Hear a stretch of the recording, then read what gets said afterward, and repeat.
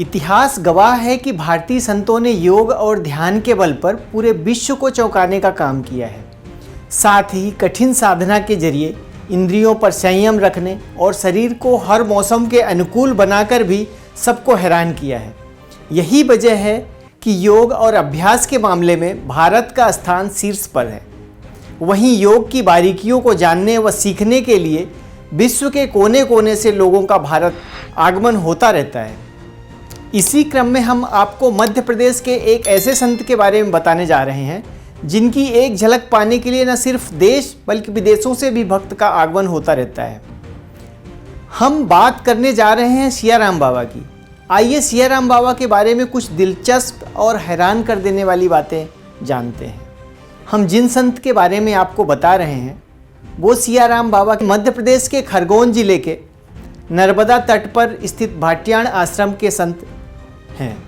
बाबा की उम्र 111 वर्ष बताई जाती है। हालांकि कोई इनकी उम्र 90 बताता है तो कोई 135 बताता है। वहीं मीडिया रिपोर्ट्स की माने तो इनकी उम्र लगभग 111 साल के आसपास हो सकती है।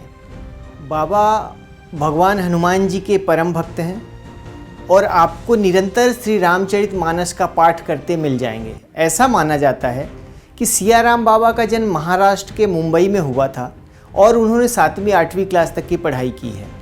वहीं किसी संत के संपर्क में आने के बाद उनके अंदर वैराग्य धारण करने का विचार आया और उन्होंने घर त्याग दिया और तप करने हिमालय चले गए।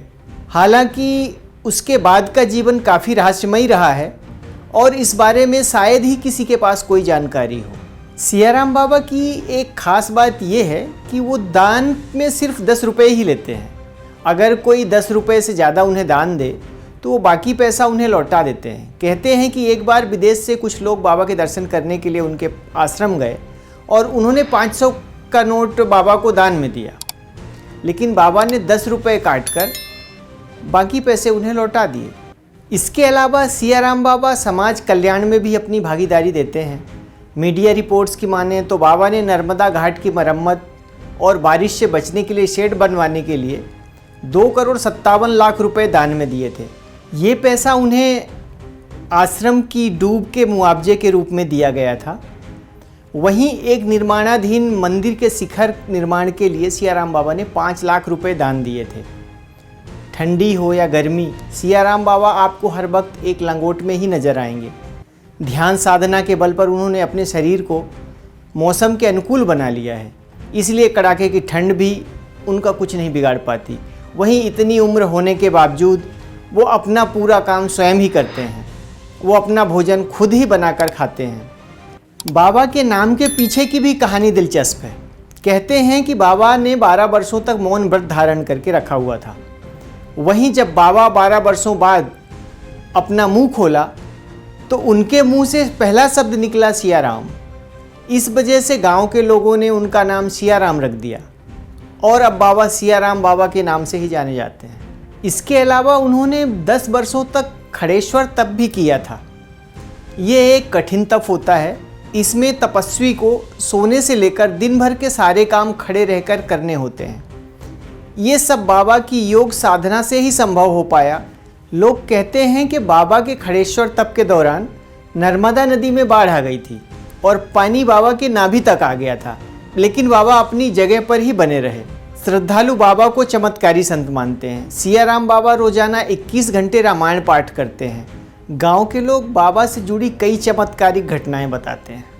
बाबा के दर्शनों के लिए दूर दूर से श्रद्धालु नर्मदा किनारे स्थित इस गांव में आते हैं। उनके नाम से ही गांव प्रसिद्ध हो चुका है। सियाराम बाबा की जर्जर हो चुकी काया देखकर उनकी उम्र का अंदाज़ा लगाया जा सकता है। बाबा के बारे में किसी को अधिक जानकारी नहीं है। संत सियाराम बाबा ने 11 दिसंबर 2024 बुधवार सुबह अपनी देह त्याग दी। मोक्षदा एकादशी और गीता जयंती के योग में प्रभु मिलन हुआ। पिछले कुछ दिनों से वे बीमार चल रहे थे। इलाज के दौरान भी लगातार रामायण पाठ कर रहे थे। निधन की सूचना के बाद भक्त उनके अंतिम दर्शन करने भाटियाण आश्रम पहुंच रहे हैं।